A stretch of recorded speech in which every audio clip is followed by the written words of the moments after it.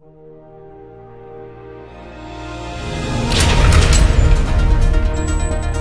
afternoon. I'm sorry my schedule prevents me from joining you in person this afternoon, but I'm grateful for this opportunity to come to you from the Children's Hospital here in Birmingham. 3 weeks ago in this hospital, a profoundly deaf child was taken from his mother's arms and moved to an operating room here in the hospital.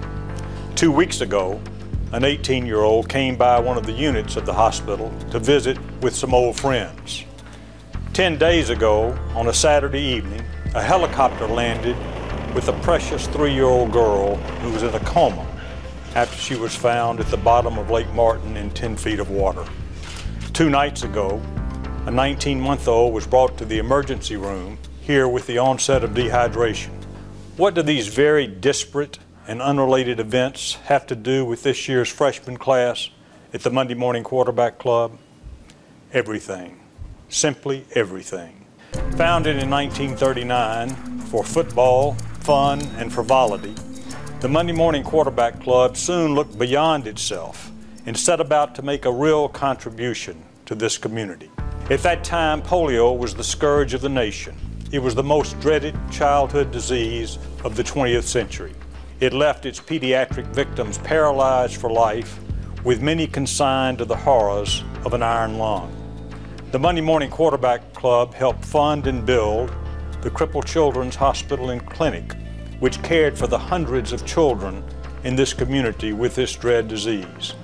In the 50s, a vaccine was developed to immunize children against the disease, and in due time, the Crippled Children's Hospital could be and was demolished. But the commitment of the Birmingham Monday Morning Quarterback Club to childhood health care issues survived that demolition and has been continuously strengthened over the intervening years. To outsiders, it might look like we continue to be much about football and frivolity, but that's just a head fake. We are about far more than that. Quarterback clubs across the country are dwindling in numbers, and those that survive do so while dwindling in size. But we have far more applicants than we can accept. Indeed, it's the toughest ticket in town. And that's because we are about far more than football.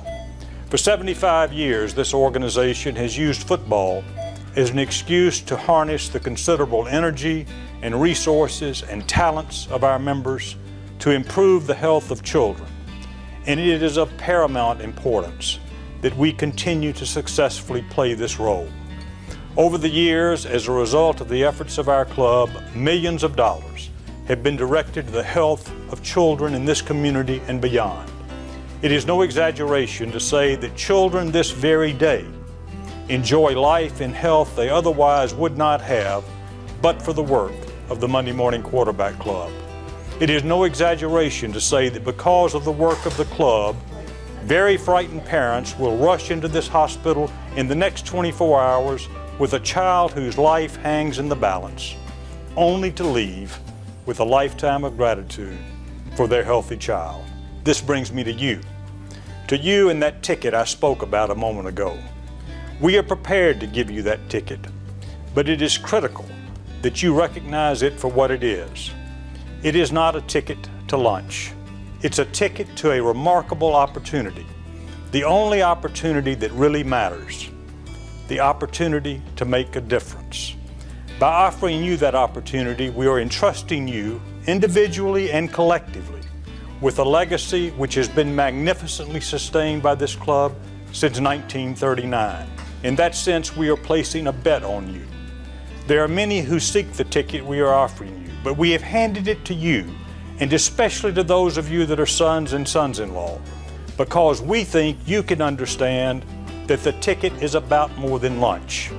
We think you, in the years and decades ahead, will execute the real mission of this organization with fidelity to all that have gone before you. We're not worried about what you do this year, but we are concerned that the momentum of today will carry you through the next 5 decades.